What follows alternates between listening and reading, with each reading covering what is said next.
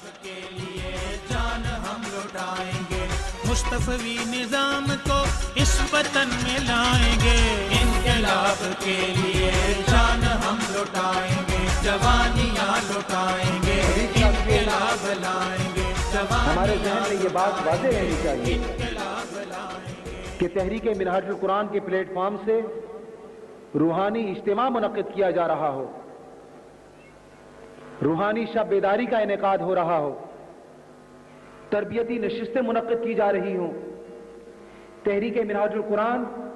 اپنے school, colleges اور universities قائم کر رہی ہو، تحریک منہاج القرآن کے زیر اہتمام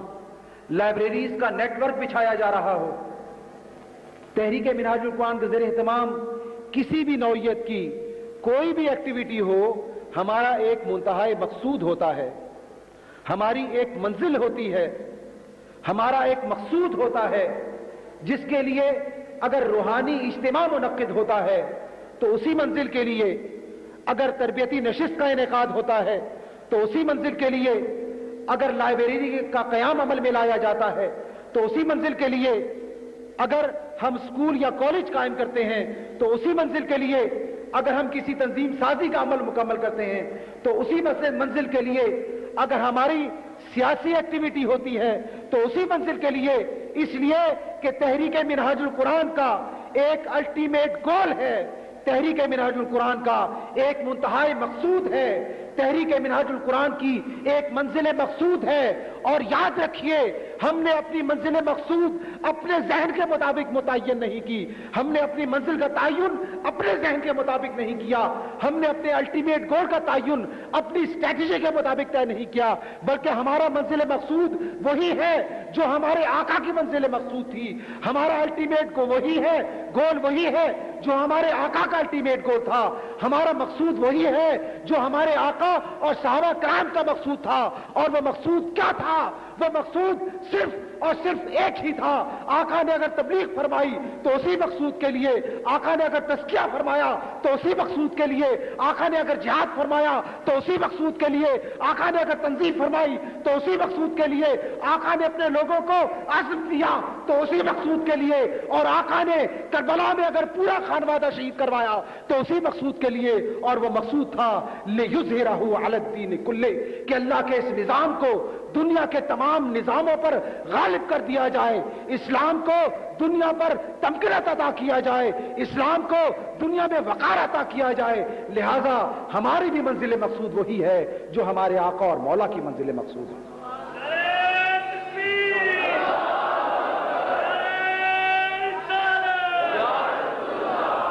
عزیزان گرامی، یہ منزل مقصود نعروں کے ذریعے نہیں ملے گی، یہ منزل مقصود خواہشات کی بنیاد پر نہیں ملے گی، یہ منزل مقصود محض خوابوں اور کرامتوں کی بنیاد پر نہیں ملے گی، یہ منزل مقصود کے لیے ہم کسی معجزے کا انتظار نہ کریں، اس لیے کہ اس منزل مقصود کے لیے کوہ صفا پر چڑھ کر اپنا کردار پیش کرنا ہوتا ہے، اس منزل مقصود کے لیے مکے کی گلیوں میں کانٹوں پر چلنا پڑتا ہے، اس منزل مقصود کے لیے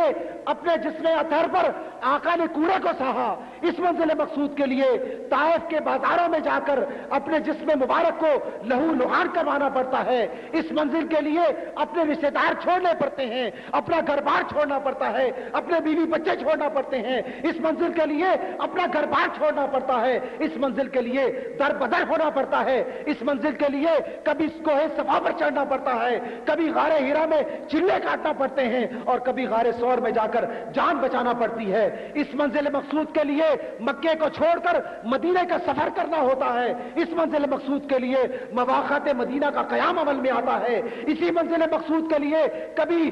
مدینہ کے یہود سے معاہدے کرنا پڑتے ہیں، اس منزل کے لیے کبھی کفار قبائل سے معاہدے کرنا پڑتے ہیں، اس منزل مقصود کے لیے کبھی مشرکین مکہ سے صلح حدیبیہ کرنا پڑتا ہے، اور اسی منزل مقصود کے لیے ہاتھوں میں تلوار لے کر بدر و حنین کو سجانا پڑتا ہے، اور اس منزل مقصود کے لیے اپنے پورے خانوادے کو کربلا میں شہید کروانا پڑتا ہے۔ یہ منزل آسانی سے نہیں ملتی۔ اگر ہم نے اپنی زندگی اور اپنی جد و جہد کا مقصود وہی قرار دیا ہے جو ہمارے آقا و مولا کی زندگی کا مقصود تھا، تو پھر ہمیں راستہ بھی وہی اختیار کرنا ہوگا جو ہمارے آقا نے اختیار کیا تھا۔ عزیز ساتھیوں، اس راستے پر چلے بغیر کبھی منزل نہیں مل سکتی، اور تحریک منہاج القرآن کا ہر قدم، خدا کی قسم،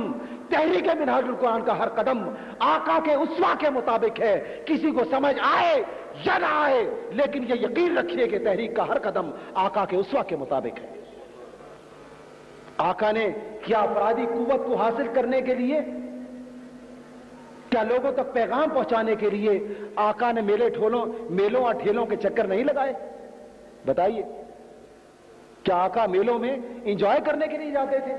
نہیں، آقا کو بڑا ناگوار گزرتا تھا، لیکن چونکہ مصطفی انقلاب کے لیے عوامی قوت درکار تھی، اس لیے آقا نے میلوں کو بھی چکر لگائے۔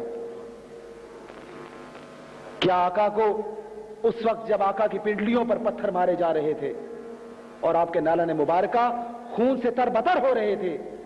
نکاحت کے باعث آقا علیہ السلام راستے کے کنارے پر بیٹھ گئے، تو ان لڑکوں نے آقا علیہ السلام کو بغلوں سے پکڑ کر دوبارہ کھڑا کیا اور کہا کہ دوبارہ چلو، اور پھر پتھر مارے۔ تو عزیز ساتھیوں، اس منزل کے حصول کے لیے دن رات ایک کرنا ہوگا، ہمیں اپنی ترجیحات کو بدلنا ہوگا، ہمیں اپنی ترجیحات کو بدلنا ہوگا اور دن رات ایک کرنا ہوگا۔ یاد رکھیے کہ مصطفی انقلاب کی منزل اس وقت تک نہیں حاصل ہو سکتی جب آپ میں سے ہر شخص مصطفی انقلاب کا داعی نہ بن جائے، مصطفی انقلاب کی دعوت کو عام کیے بغیر، مصطفی انقلاب کی دعوت کو ہر فرد تک پہنچائے بغیر اگر آپ یہ سمجھتے ہیں کہ مصطفی انقلاب آ جائے گا، تو یاد رکھیے مصطفی انقلاب آئے گا نہیں، مصطفی انقلاب ہم لے کر آئیں گے، ہم لے کر آئیں گے۔ آپ کا یقین مصطفی انقلاب کے برپا ہونے پر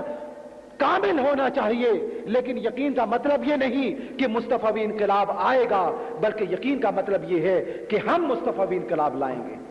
ہمیں مصطفی انقلاب لانا ہوگا۔